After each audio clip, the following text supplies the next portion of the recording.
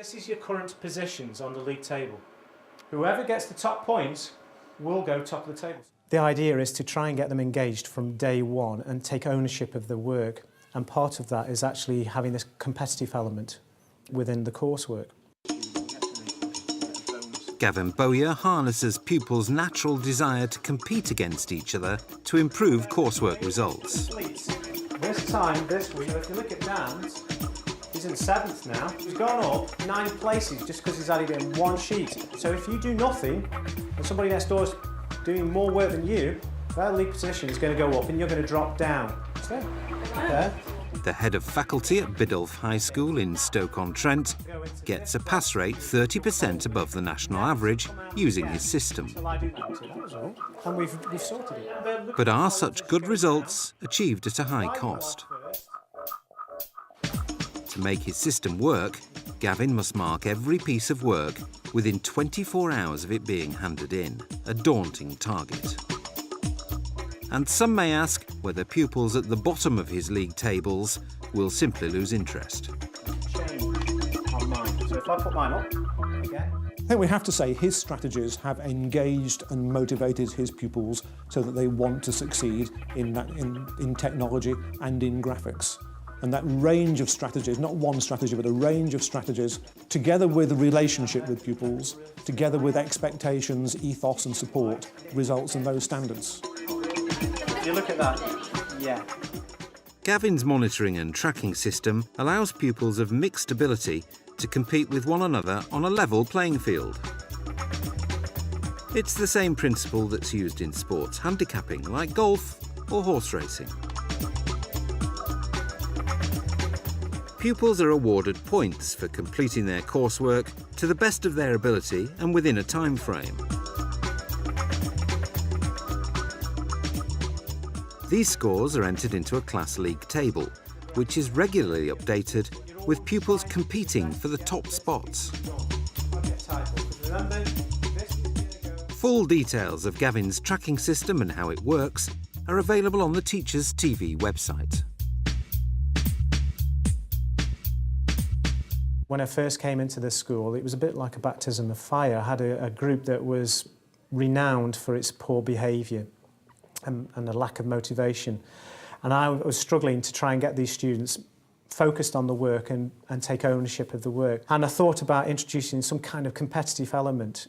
And I brought in the league table and the monitoring and tracking. And it did interest a number of students. And they were actually very much engaged in what their league table position was. The idea itself actually came from when I was a child, really, and taking interest in football results and league tables and statistics, and that's really where the interest came from. In the initial weeks of Year 10, Gavin starts by introducing the GCSE class to what he's called an effort and attainment matrix and the all-important league tables. In the effort and attainment matrix, it takes into account the different abilities of the students in the class. So it's a mixed ability class, so we will have students who have been put on an A grade, some students who will have a target grade of a B, some students who will have a target grade of a C. But these students will be able to compete with one another by having the same type of point score to go for. So if a student who's a C grade student manages to get a C minus or a C, they will get the same point score as a student who's on an A grade. If they get an A minus or an A, those scores then will be put onto a league table. And each week, as we go along, students will be collecting points for each sheet that they complete in their coursework. And every fortnight, we will update the students on their progress with their point scores, with their current grade against their target grade, and looking at their league table position and seeing how much effort they're putting in or not putting in, as it may be. That's fine if you're top of the table. What happens if you're a pupil at the bottom and the whole class knows it? It is a difficult thing to actually balance, because there are some sensitive students in the class who may take exception to seeing their grades up there, but students have been nothing but supportive of the actual grades because they take pride in what they've done. And I think because they're engaged with the process, and to see the tracking bar chart up on the wall, and they can actually see the results of the work that they've done, so we can identify areas of weakness. It has to be done in a very sensitive way. It's often done on a one-to-one basis. Students will seek their support from either their peer group, or they will come and see me to get that support that they need. with an escalator, you've got steps, haven't you, that move. So like just have it shaped like an escalator. Yeah, that side, that's one side, that's another side. So it's like another box, really, or a net. It slots together. In the early stages of Year 10, pupils are given an aspirational target by Gavin. It's based on their Year 9 performance, a number of tasks set, and a Yellis test, which pupils sit in the first weeks of the GCSE. What about colouring? Do you colour it? This target plays a vital role. Let's find out what I think your target grade should be. This is the big reveal. That's what I've set currently for your target grades. They can only go up or they can stay as they are. So I can see some of you looking at, oh my God. The point of giving them a target grade is to motivate them, to give them a chance to improve work, to actually think about what they need to do to improve their work, to engage them in the process of assessment. I want them to take ownership of their work and also the assessment procedures. In today's lesson, I was actually getting them to make judgments about other people's work and what grades they are deserving of. And obviously it's an assessment for learning opportunity for students to get engaged with the process. One of the techniques that we've had to adapt as a school, and which Gavin, I think, personifies, is breaking down the curriculum into small, tangible sections which pupils understand and identify, so that it's not in 2 years' time, if you do this, you'll get a grade B in technology. It's each separate, almost week of work. This section of work, you'll need to do this, and I will grade you and give you bonus for doing that well. And the pupils can see that. The other really interesting feature of his work is it's visual, and the pupils have a visual interpretation of their progress, which is updated regularly, and that motivates them, and they're engaged in that as well. They're part of that. They actually complete the bar charts themselves, and it's on the wall. They can see how they're doing. For the system to work, Gavin's set himself the onerous target of marking all completed coursework within 24 hours. Surely a huge workload. What I'm doing here is exactly what I'll be doing at home, basically. I mean, if I left at 3:15, I'd still have that work to do at home. And the work can be marked here, and the students, if they want it, they've got access here till 5 o'clock, so they can have the work there and then. They could have it within 24 hours, they could have it within a couple of hours if need be. The system's less labour intensive, really, because what I do with the actual electronic mark book is I enter the names once and that's it, and enter the target grades once. And the only thing I then put into it is the actual grades that they've received or the improvement grades that they've put in. So it does save an awful lot of time. I used to do it by hand in the beginning, and I used to do one league table every term because I had to do it out by hand. As soon as I got the laptop, everything changed. As soon as I punch in a grade, it figures out the scores, it figures out the calculations and the positions. So it saves an inordinate amount of time to do this. And to have the laptop is critical, really. Gavin believes strong links with parents are key to sustaining successful coursework. I do send a letter home to parents on a regular basis. So if we have students who are particularly struggling with certain areas of the work, then a letter could be sent home on a weekly basis. It could be even sent home on a daily basis. But I tend to usually do it every 3 to 6 weeks. It's a very simple, straightforward process. And of course, it keeps parents informed of the current progress of their son or daughter. And if there's any problems, they can phone instantly to discuss issues with me, which is often the case. What I do like is to phone sometimes the parents to say how well the students are doing. And I obviously negotiate with students. Sometimes you're doing really well. When's a good time to actually phone your mum or dad, or would you like me to write a note in your planner in order that, you know, I can congratulate you on how well you're performing. So those are the kind of things I use as well to motivate the students. The reaction from parents has been nothing but positive.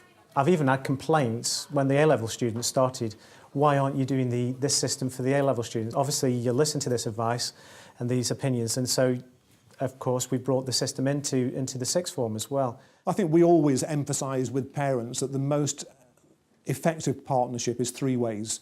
It's pupil, teacher and parent. And the more he can do to engage pupil and parents, and the more the parents can understand the course and understand what's required and when, the easier it is for them to support their child. But at some stage, pupils are likely to start falling behind, or will fail to get their work completed on time. So Gavin's introduced what he calls the penal system. What I like to do is to avoid giving students detentions. So what I usually do is introduce the penal system to the students and explain to them If there is one sheet missing, you will have to make up the time in your own time of 15 minutes or complete the work and hand it in. So they have a choice, complete the work or come in after school or over lunchtime to the department and complete the time that's owing. So if they're owing 3 sheets, we would say 45 minutes is owed to the department each week. If they're owing 20 sheets, then you're looking at over 200 minutes in a week. And we've already said to them, well, the department is open for over 700 minutes in the week, during break times, during lunch times and after school. And I will be here, or a member of staff will always be here in order that they can be supervised and they can be seen and supported as well. So I want you to think carefully. It's the beginning of the week, it's Monday's gone, Tuesday is here, first opportunity to come in is tonight. For some of you, tonight is it.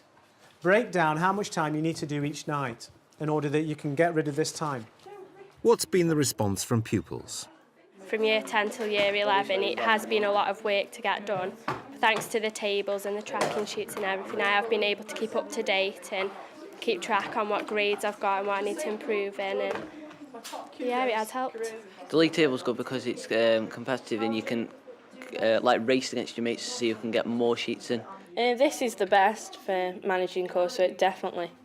It's got more like tracking charts, it's got more help, it's got more after school things. So it is a lot easier than the others. In Year 11, when some students need further support, Gavin recommends the pairing process.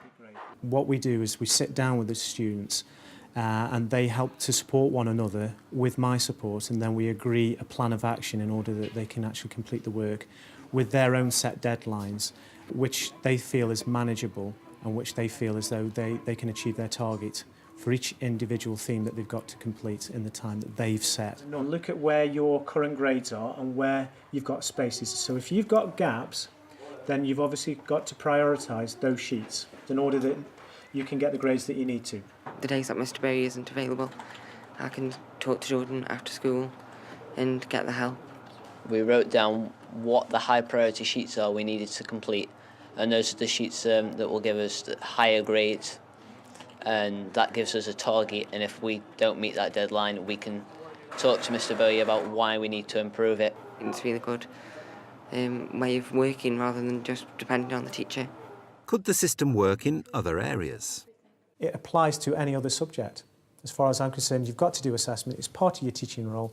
You have to assess students' progress. It doesn't matter whether it's English, maths, science, PE, whatever, you can actually record students' progress. You can put the competitive element in to get them engaged in the process of learning and trying to improve the standard of the work. So it does cross over. What I want is students to actually talk about the work. And if this is one way that they can talk about it and take ownership, then all the better. The obvious success indicator is the high examination results, particularly at GCSE, where the department is achieving up to 30% above national expectations.